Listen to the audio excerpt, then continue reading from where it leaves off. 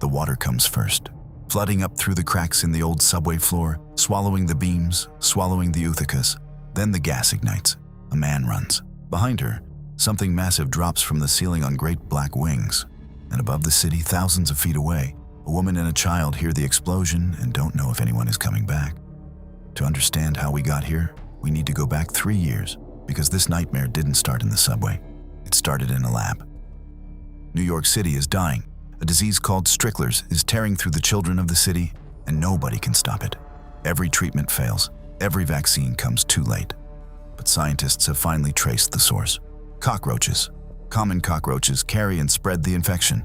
That's where Dr. Susan Tyler comes in. She's an entomologist, one of the best, and she has a plan that no one has ever tried before. She engineers a brand new species of insect from scratch. She calls it the Judas Breed.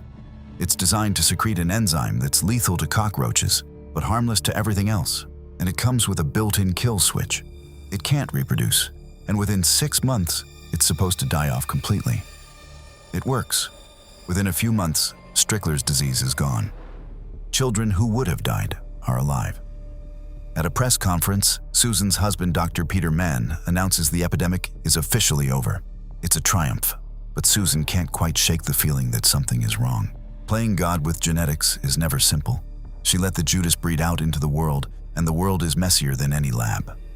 3 years pass, and then one rainy night, on the Lower East Side, a preacher runs for his life. He bursts out onto the roof of a crumbling church, scrambling for the painter's scaffold hanging off the side of the building.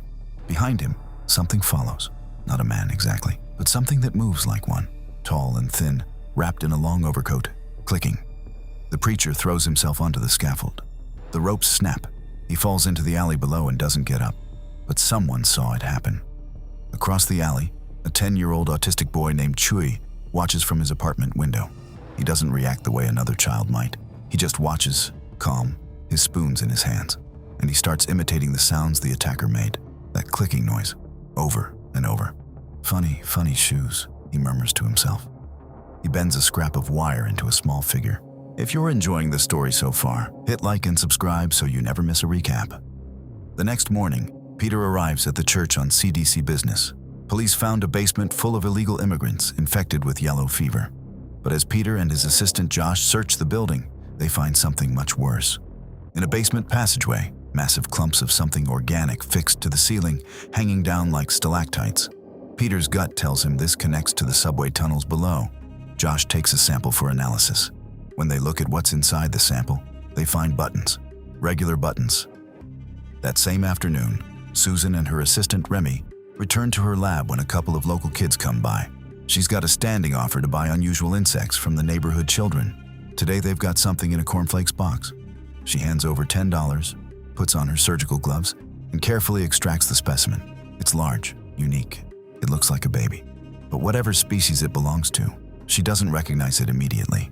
She reaches to get a closer look without the gloves. It bites her. Hard. It latches onto the web of skin between her thumb and index finger with ferocious strength. She tears it free, pins it to a board, and stabs a pin through it to hold it there. Then she notices what it's secreting, a frothy liquid, just like the Judas Breed. She goes into her files, pulls out a litmus test strip from the original Judas Breed creation. She compares it to a strip from this new bug. They're identical. Her kill switch species, the one that was supposed to die out 3 years ago, is not dead. Something survived. She hears glass break. The lamp has been knocked to the floor. The window is open. She looks down at the pin board. The bug is gone. She gets on her hands and knees to search for it. She doesn't look up. She doesn't see the tall intruder clinging effortlessly to the ceiling above her.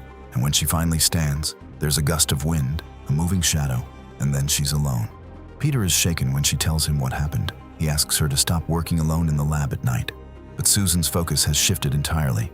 If the Judas Breed survived and started reproducing, there's no way of knowing what it's become. She convinces Peter they need to investigate. The next day, the boys take Peter, Susan, and Susan's assistant Remy into the subway tunnels to the place where they found the specimen. They end up at a locked door marked private. Susan wants in. Peter picks the lock. But before they can search the room, a transit authority officer named Leonard blocks their path. He's unmoved by CDC credentials and tells them to come back with proper permits. Peter seethes, but agrees. While Peter argues with Leonard, Susan waits on the platform. That's when she notices Chewie. He's sitting near his father Manny's shoeshine stand, tapping his spoons on a surface, mimicking the sounds of everyone walking by.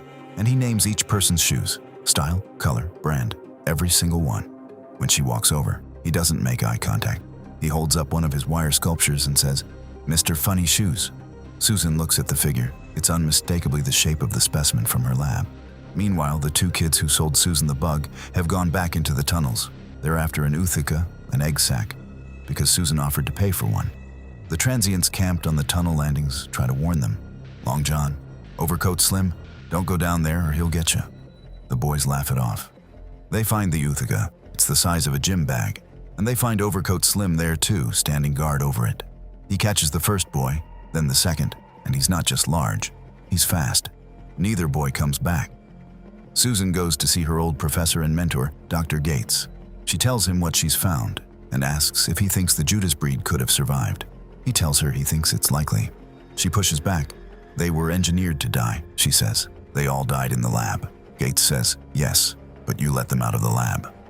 She asks if he still thinks what she did was wrong. He pauses, thinks of his 2 grandchildren who are probably alive because of her work, and tells her he's in no position to judge. Late that night, Chewie can't sleep. He's watching the old church from his bedroom window. He sees Mr. Funny Shoes go inside. Chewie grabs his spoons and his wire figures, climbs out the window, and goes down the fire escape. He's small enough to slip through the gaps in the boarded-up door. Inside the church, he can hear the clicking. He imitates it with his spoons. Mr. Funny Shoes answers. Chewie responds happily, a conversation of sorts. Then there are more clicks. A second one is in the room with him. Chewie talks to them both, delighted, until they begin moving in closer, flanking him from either side, and the look on his face changes. The next morning, Remy calls Susan. The contact at a sewage treatment plant has found something. Susan goes to look.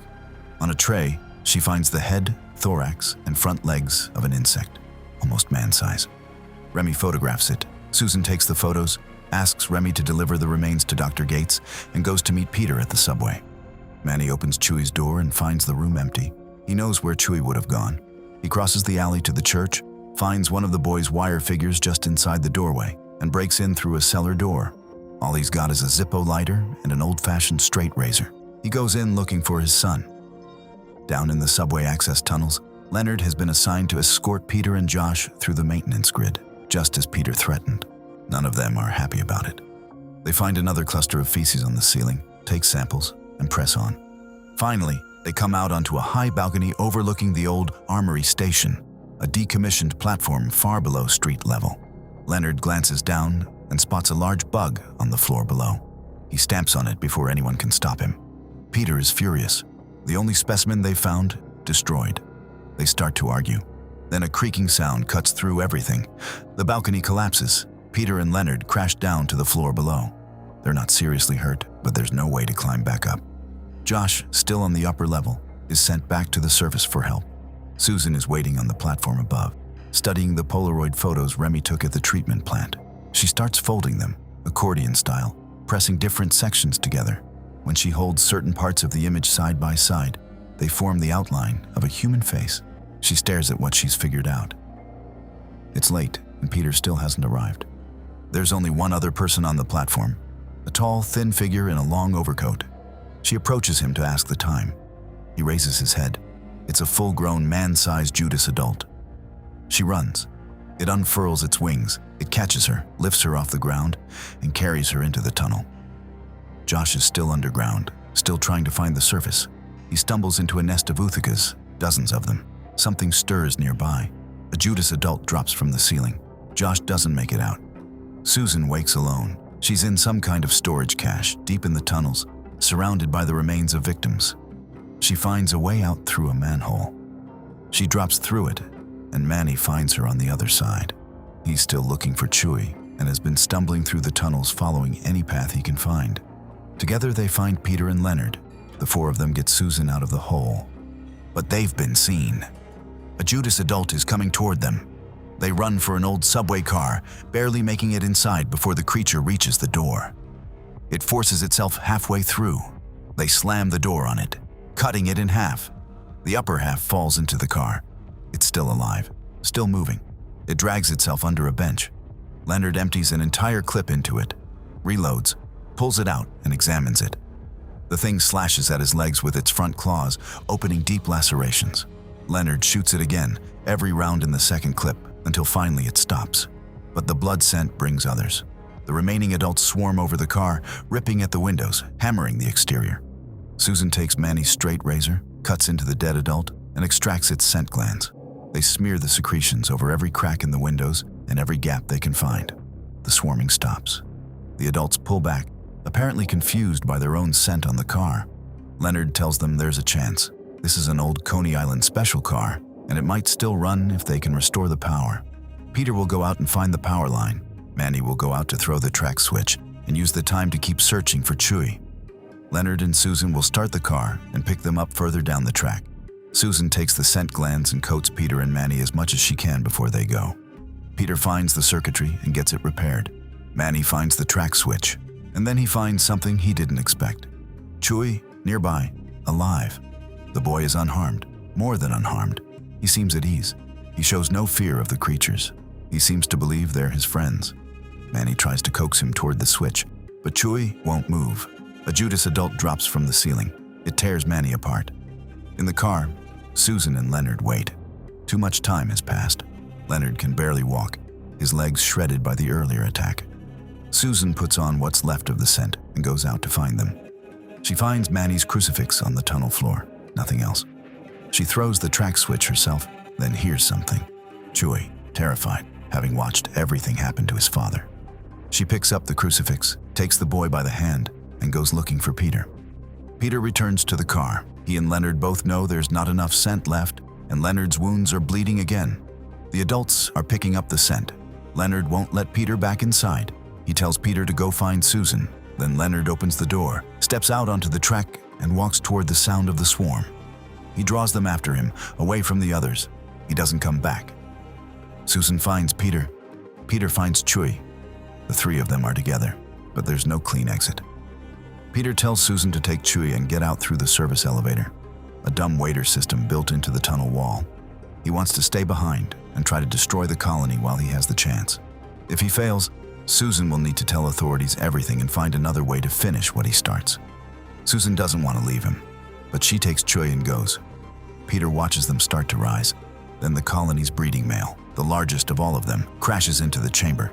Peter runs. He forces himself through a narrow access tunnel into a vast chamber beyond, slamming the door behind him. He looks around. He's in the main nursery. Thousands of Uthikas cover every surface. Hundreds of adults hang from the ceiling beams, watching. The floor is half flooded with water, and running along the walls, gas pipes. Peter takes the emergency fire axe and opens the pipes, one after another, flooding the chamber with gas. The door behind him bursts open.